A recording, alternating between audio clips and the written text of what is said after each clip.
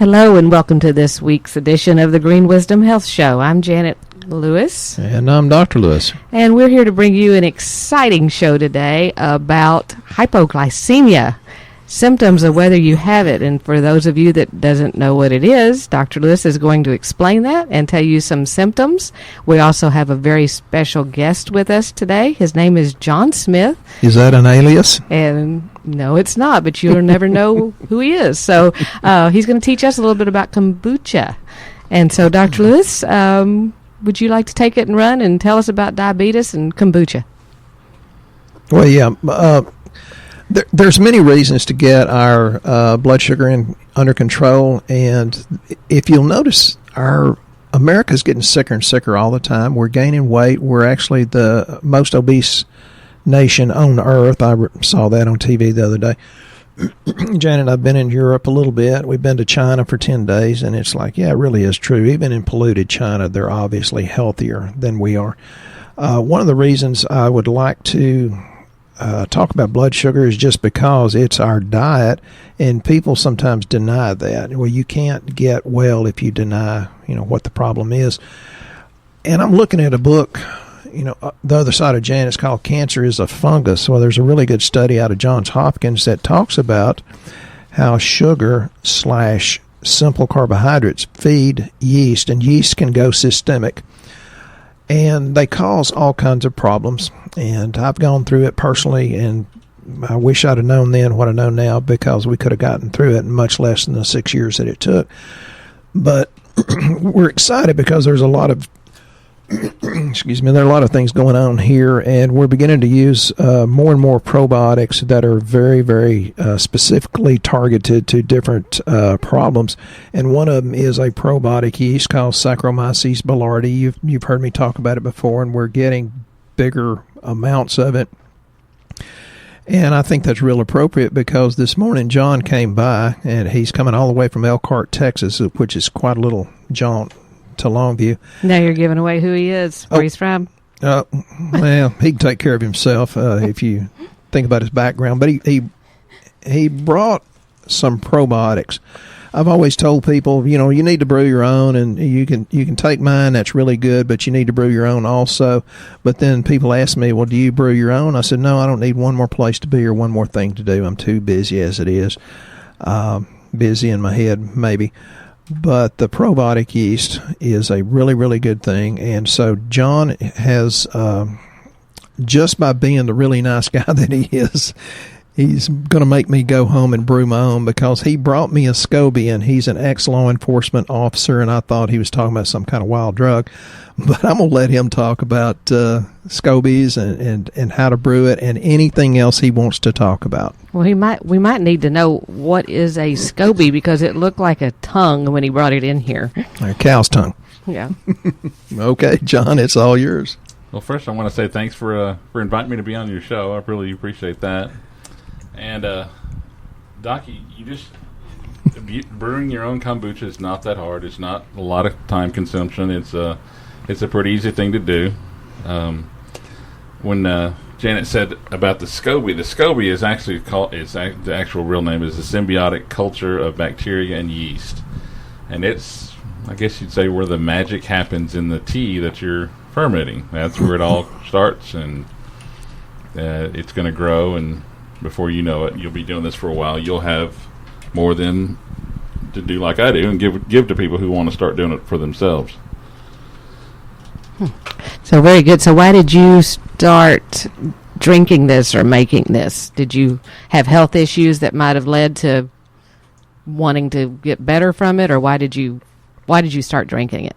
Actually, I started drinking it just because I wanted to try to avoid some of the things that it works on. And I'm one of those people, I like to try different things, and I certainly like to, if I can do it myself, I much more trust that than I do some store-bought stuff. Exactly. So buying it in the store might not be the best the best way to achieve kombucha. I know everybody buys these drinks that have it in there, and maybe Dr. Lewis can explain a little bit about what makes it different when you're doing it, fermenting it at home versus buying it in a store. Yeah, I've got all kinds of opinions. Y'all know how that goes, but I I was a friend with a PhD in microbiology for many, many years before she passed on, and she taught me a lot. She was the one that was angry at me because I made 86 in her class without opening a book, and I said, well, you're a really tough teacher because I really should have made 96, but she taught me so much about microbiology. And the reason I tell people to brew their own rather than buy it from the store is because most of the time, or at least some of the time, when you buy it at the store, it's already dead. It's fermented in its own juices and died. Where on this SCOBY that John brought us, you're supposed to let it breathe, I think. Yes. And some of the probiotics are not always what they claim to be. There's an ex-FDA special investigator that did work on probiotics, and he says, well, and other supplements, he says, 30-40% of the supplements are not what they say at all, and then most of the other ones really aren't the same efficacy or the amounts that they say in there. And then he went out to brew, he said, the best probiotic on the market, and his was only 4 species. Usually it's better to get a wider variety of different species in there. And now I'm big on the yeast thing because you can use a probiotic yeast to kill candida. And those books about candida were written 35 years ago, and they're still very relevant today. I went into one of our local health food stores, and Janet and I bought pretty much anything and everything they had there. And it said many probiotics. Well, some of those, if you put them on a microscope, they are not alive at all, and I've seen that on the microscope. That's why I'm very skeptical. I'm more like John. It's like, well, if I can do it myself and trust. And the bragging point on probiotics is how many billion CFUs, colony-forming units, that there really is. Only one product in this health food store said 1 billion. The rest of them said many. Well, it can't be very many, because if it's 20 billion, you'd be bragging about it. And the one that said 1 billion was 1 billion Saccharomyces boulardii, where we always use 3 to 5 billion, except now we have one that's 9 billion or 45, depending on which scoop you use out of the powder. And this is a new thing, and I told Janet, I said, man, that's pretty expensive. And she says, yeah, but if you use 1 small scoop per day, it lasts for 10 months. And I said, oh, wow, that's pretty cheap if you put it out like that. And it is making huge changes. We've got some evidence that it's really working on autistic kids. It's helping people with IBS, ulcerative colitis, Crohn's, celiac, all that. So if you have the chronic diarrhea, it helps it heal and firm it up. If you have chronic constipation, it helps you go. And we're getting really, really good results with that. So I've got a friend with a microscope. I'm going to take some of this, the part of the SCOBY, I guess, and take it down and look at it under the microscope. And then we're going to experiment with seeing if we can throw the Saccharomyces boulardii in there and begin to brew it. And that's just the yeast part. Janet gave an ugly face when I said that. Well, I'm just wondering what that's going to be like, because that new Saccharomyces, it's in a powder, and it is really great for you. It really makes you feel good. But if it gets not room temperature, it turns into gummy likeness. So you have to swallow it really fast. And I'm wondering if you put it in a fermentation deal, what would happen to it? It'll be an interesting test. It'd be interesting to see, but I've heard that you can actually eat the SCOBY. I've never tried it, but they say that you can eat it. It looks like a portobello mushroom, so I think I'm going to try a chunk of it. It tastes really good, though. What he brought to us was like it tasted like Dr. Lewis said it good, a ginger beer. Which, it's a good raspberry ginger that I like to make. So have you experimented with different recipes? Yes, I've used apples, any kind of berry like blackberries and elderberries, all kinds of stuff. You can just let your mind go wild with what you want to flavor it with. So when you're using the flavoring, is it actually real berries you're using? Yes, actually it is. I usually get the frozen ones because the cell walls when they freeze, they expand and they break open, and then you put it in there and let it brew for 7 more days. Well, so no saccharin flavored flavors on your good kombucha. Nothing artificial in it.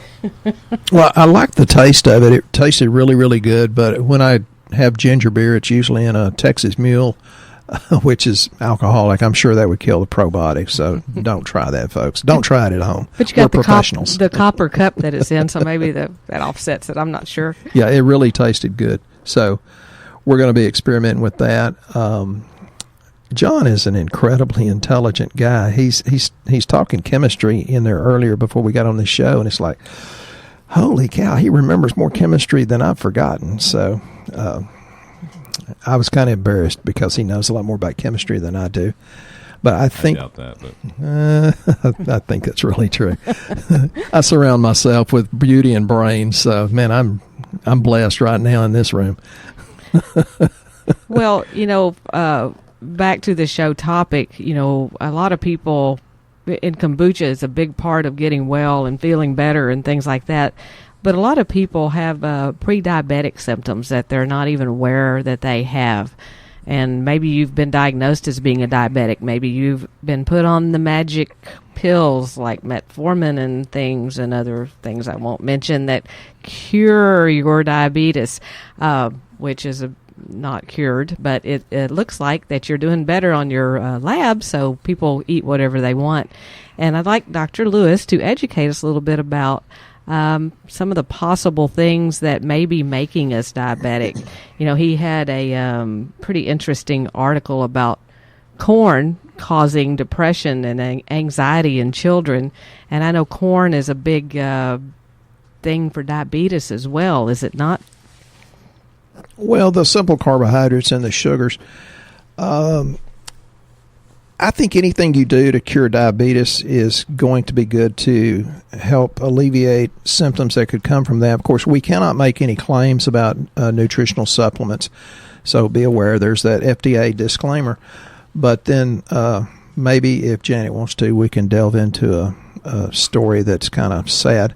But yeah, corn is a big one. That's depressing. A story you want me to tell a story that's kind of sad? Well, about a guy that doesn't take responsibility, and we love him dearly.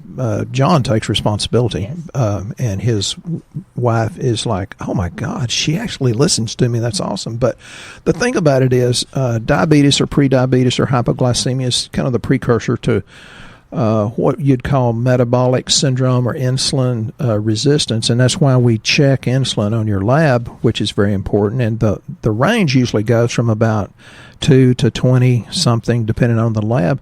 You really and truly want your insulin to be about a 2 to a 5 is ideal. So I tell people 2 to 7, it's okay. And it gets around 8, 9, 10, it becomes problematic because the insulin is trying to carry the glucose. If you're not burning enough of it in the muscle, then the body says, well, I've got to do something with this. I'm going to make it into triglycerides / high cholesterol also.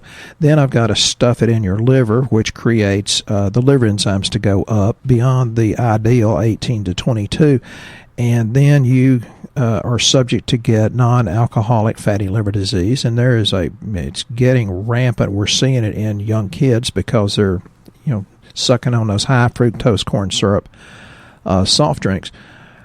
So the article said there's anger, aggression, depression, and they're linking it somewhat, at least, to corn in our food. Well, the corn has a Bt toxin spliced into it genetically, and that's a toxin from bacteria that actually makes the corn borer worm, when he eats into the corn kernel, it makes his insides explode. Well, what I think is happening is when we eat corn, it causes that inflammation in our GI tract. It doesn't make us explode, but maybe close.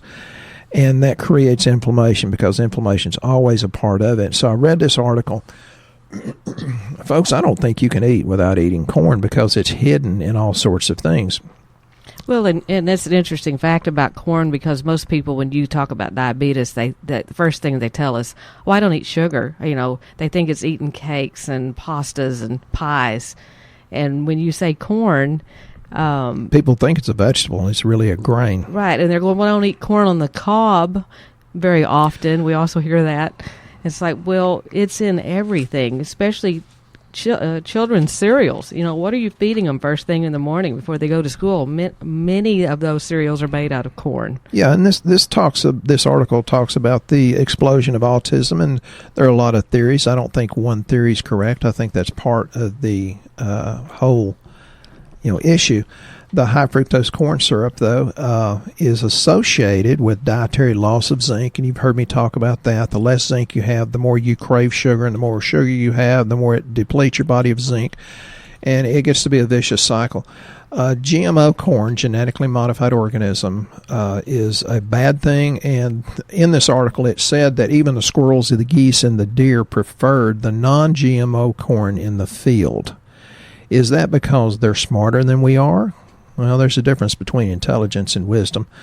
And there's farmers that say, I will not eat my own crops. I actually treat a guy that's a corn farmer. He said, I do the GMO stuff because that's what my family does. And they look at me weird when I want to go non-GMO. So if you're going to eat corn, make sure it's called organic.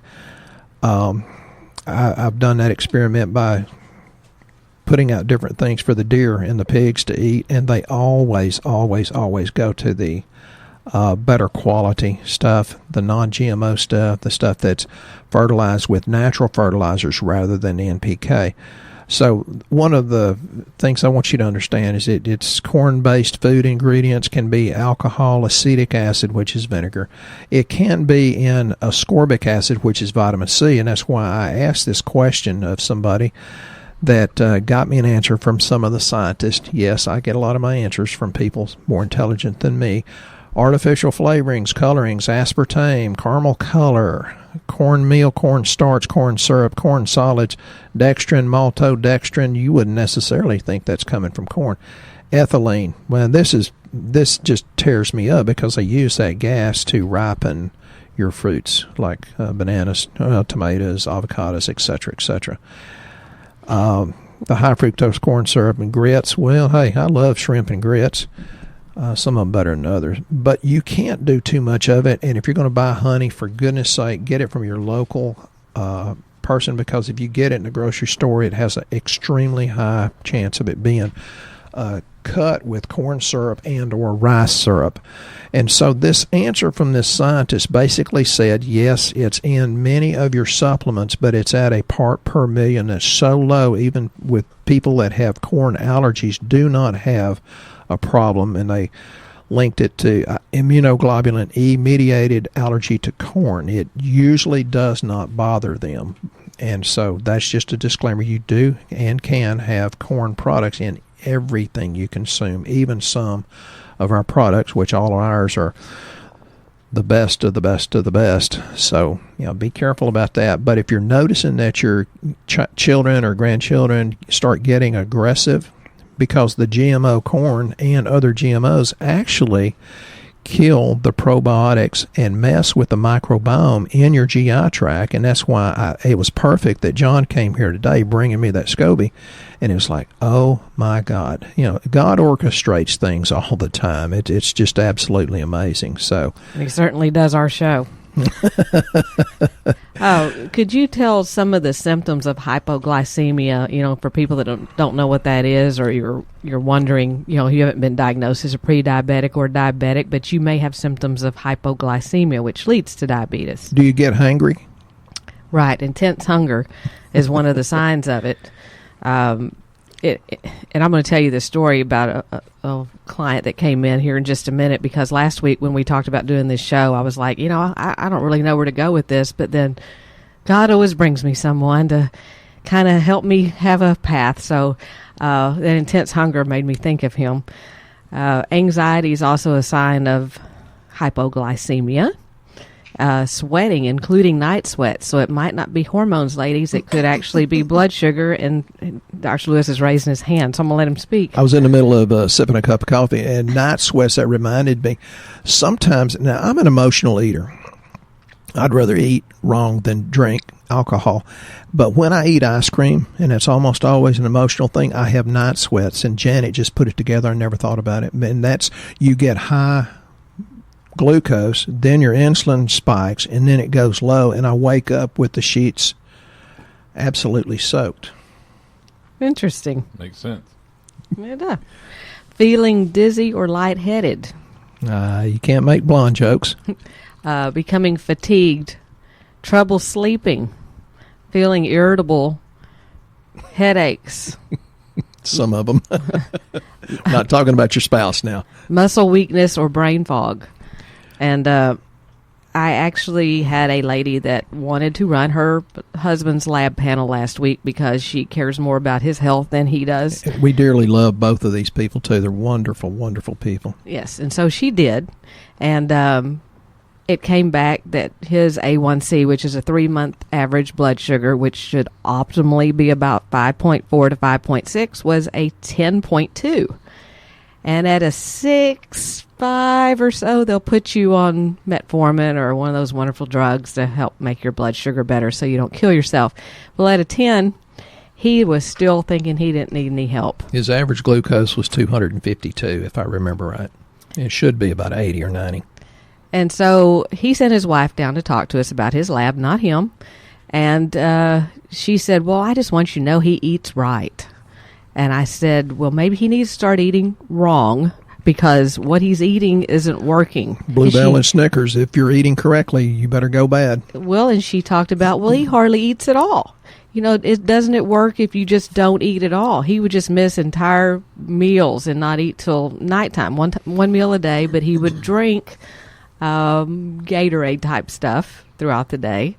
And I said, you know, you can actually drink your way into being a diabetic just as easily as you can eat your way into it. And she said, well, I don't really know what he wants to do. She said, you know, I try to help him and, you know, okay, well, we're going to the lake in the RV and he does have a few beers and a few hot dogs. And he's sitting on top of the signs that look like he's about to have a heart attack. Of course, we can't diagnose that, but we love the guy. And the point is, you've got to love yourself. God put us here for a reason. Our bodies don't belong to us, if you'll read the Bible about that. And there's people that depend on you, you know, your spouse, your kids, your grandkids, your coworkers, and it's very important that we show up and be real shiny for other people. And then it came to her, it was like a light went on. She had been coming in here for a while and asking about his legs cramping. And we kept giving him calcium, minerals. It wasn't getting any better. Of course, we hadn't run his lab at that time. And she said, well, his legs are still cramping in the night, like he has big muscle cramps. And she said, do you think having this high blood sugar has got anything to do with that? And I said, let's put it a different way. I said his kidneys are trying to stay in an alkaline state, so it's taking his calcium and minerals from his bones and muscles, causing his legs to cramp. And if his legs are cramping, your heart is a muscle too. So, in which she started crying. And because she put it together, she's like, oh my goodness, he could have a heart attack. And then Dr. Lewis said, oh, many people that are diabetics have heart attacks because that's what happens. Well, it's the precursor, you know, the pre-diabetes and diabetes is a precursor to a lot of things. And, you know, it goes back to what's happening in the gut. That's why probiotics are so important.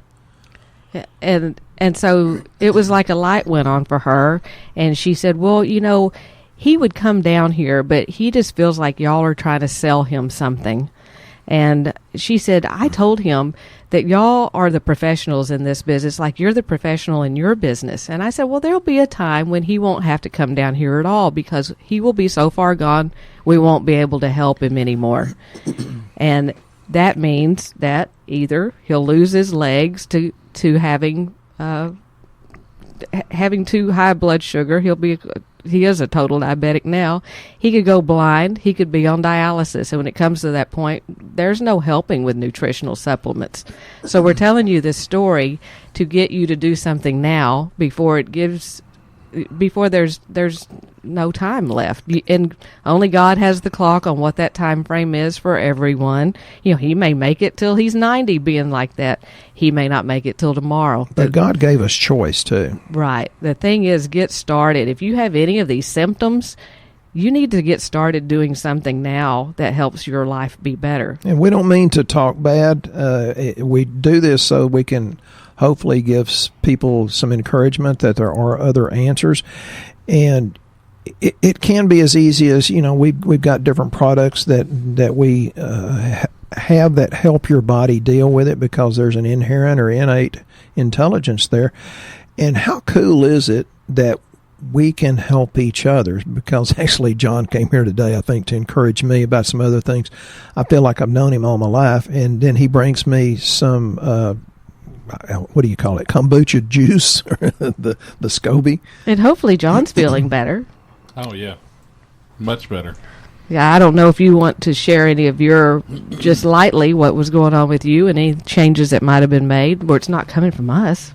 Well, when I first heard about y'all on another podcast, it was like God was telling me you need to call these people. You need to, because I'm not one to put all my trust and faith in a doctor when they say they're just practicing medicine. I want someone who knows how to do it, not just practice it.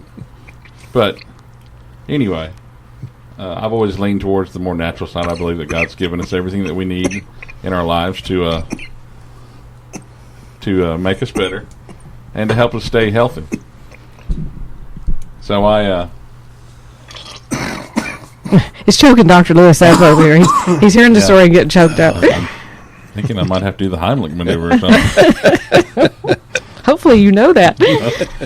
But anyway, I did my labs and started on started on a supplement regimen of supplements, and it's been about 6 or 7 months, and the improvement to my physical well-being is dramatic. When I had doctors telling me you're going to need a hip replacement, you're going to need this, or all kinds of things, and I want to go back to them now and say, how come I didn't get a hip replacement now, and I'm better now? You know, I don't have the horrendous hip pain, and I can walk and do all the things that I want to do now.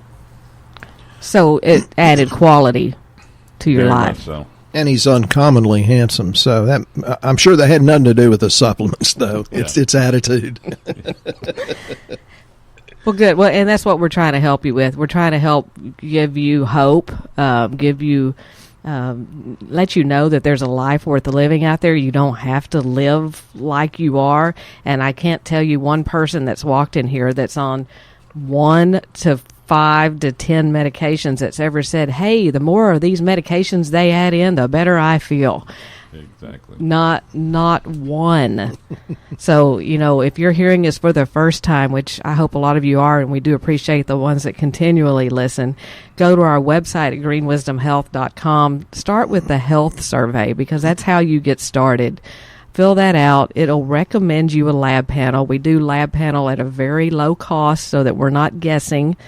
Because I'm sure, like John, there were probably things that came up on his lab that he had no idea about without seeing lab, right? Exactly. Yeah. You don't always feel it. People say, well, I don't feel. I say, yeah, most people don't feel their heart attack until you have, or don't feel heart disease until you have your heart attack, half of which don't make it. So don't go by just how you feel, but we want you to feel better too. But it will recommend you a lab, but you can purchase that lab if you want to speak to Dr. Lewis a little more in detail. Before you do that, he will call you and talk to you, so he'll help guide you as to what lab to purchase. But we don't like guessing, and that's why we do the pharmaceutical grade supplements. They're actually products that will move lab values, not your over-the-counter things that Aunt Mary told you to go try at the local grocery store and hope it works out for you. Because that's all guessing. So, Dr. Lewis, you want to encourage us and tell us anything else? I think the best thing you can do is find the why, why you do it. And some people say, well, because I want to see my kids grow up, or I want to see my grandkids, or it's because I don't want to leave my spouse, that, you know, I'm having too much fun. So you need to have a mental, spiritual, psychological reason to do what is necessary to become healthy. And I would do anything for Janet, but sometimes she has to gently motivate me. And she says, if I love you enough to put all of your supplements out every morning, why don't you love yourself more than you do, because you only took them 3 times that week? And it's like, oh my God. And she says, Stephen, you got to love yourself. You're too busy helping everybody else. So find that reason to be, you know, what we were put on earth to become. And, Janet's very smart about that. And it's funny you mentioned that, because that's the exact advice I gave the lady the other day that had the husband. She couldn't get motivated. And she was literally taking out her notepad. And she said, "So what do you tell Dr. Lewis?" And I told her just what you just said. And she goes, "I'm writing that down." She goes, "I'm going to take it home. And I'm going to tell him he's worth it." And then the other part about, what if you do have a heart attack or stroke and you don't die? What if you're just lingering and somebody's got to take care of you from now on? Men don't ever think about that either. Or you go bankrupt and lose your marriage because of the financial stress of the care that could have been avoided. There's a lot of reasons to do this. So, ours is spiritual. And, I had a guy, Jonathan, that said, "Well, don't ever quit mentioning God." It's like, well, how can you believe that we're smart enough to create all this? But, John, what are your thoughts on it? What's your motivation? My why, that's what I've always heard it called, what's your why, is I want the quality of life that I can spend time with my wife and my family and be able to do the things that all of us enjoy to do, There's things that you want to get out there and do, and not sitting around the house, and you got to be outside to do a lot of those things, and you got to feel like going outside. A lot of times it used to be I did not feel like it at all, which makes you depressed. So yeah, right. So we're trying to give you a light at the end of the tunnel. But it's not a train. Yeah, we'll talk about trains in a different session. But we hope you've enjoyed our show. John, we really appreciated you being a guest on our show today. We really appreciate the kombucha and look forward to having it. Thank you so much for having me. And growing it. And we'll be here next week on the Green Wisdom Health Show. You guys have a blessed week.